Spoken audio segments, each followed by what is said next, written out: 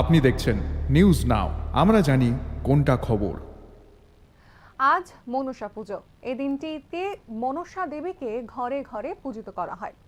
বিভিন্ন বাড়ি সহ আগরতলার দুর্গা বাড়িতেও অনুষ্ঠিত হচ্ছে এই মনসা পুজো। মনসা পুজো মূলত শ্রাবণ মাসের সংক্রান্তি তিথিতেই অনুষ্ঠিত হয়। মনসা, কেতকা, পদ্মাবতী এই নামেই মনসা দেবী সমধিক প্রসিদ্ধ। এই দেবীকে বিহার, বাংলা অর্থাৎ পশ্চিম বাংলা, ত্রিপুরা, ওড়িশা, ঝাড়খণ্ড, আসাম এবং উত্তর পূর্ব ভারতের অন্যান্য অংশ এবং উত্তরাখণ্ডে পুজো করা হয়। প্রধানত সাপের কামড় প্রতিরোধ এবং নিরাময়ের জন্য, এর পাশাপাশি উর্বরতা এবং সমৃদ্ধির জন্য পুজো করা হয় এই মনসা দেবীকে। হিন্দু ধর্মে মনসা হলেন ভগবান শিবের কন্যা। কিন্তু এর পরবর্তী যে বিষয়টি জানা গিয়েছিল, পুরাণ অনুযায়ী একজন ঋষির দ্বারাই এই মনসা দেবী তিনি বড় হয়েছিলেন বা লালিত পালিত হয়েছিলেন। আজ এই গোটা বিষয় নিয়ে আগরতলা দুর্গা বাড়িতে একেবারে জমজমাট পরিবেশ। সকাল থেকেই এই মনসা দেবীর পুজো করার জন্য, পুজো তৈরি করার জন্য সকলে মিলে কিন্তু দুর্গা বাড়িতে ভিড় জমাচ্ছেন।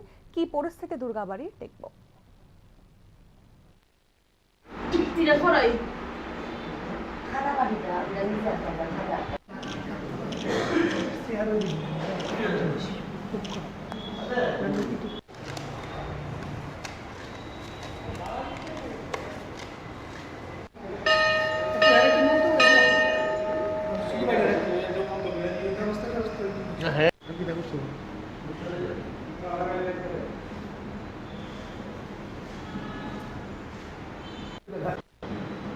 এটা সংক্রান্তির দিন হয়, শ্রাবণের সংক্রান্তির দিন এই পুজোটা হয়ে থাকে।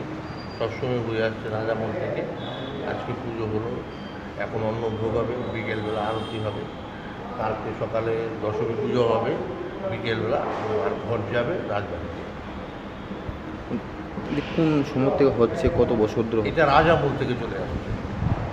কিন্তু ভগবানের কাছে কি প্রার্থনা করা হয়? মার কাছে প্রার্থনা করা হয় যাতে সবাই সুখ শান্তিতে থাকে, যাতে রোগ শোক সব কিছু শেষ হয়ে যায় মানুষের শরীর থেকে। এটা আসলে ভগবানের কাছে প্রার্থনা।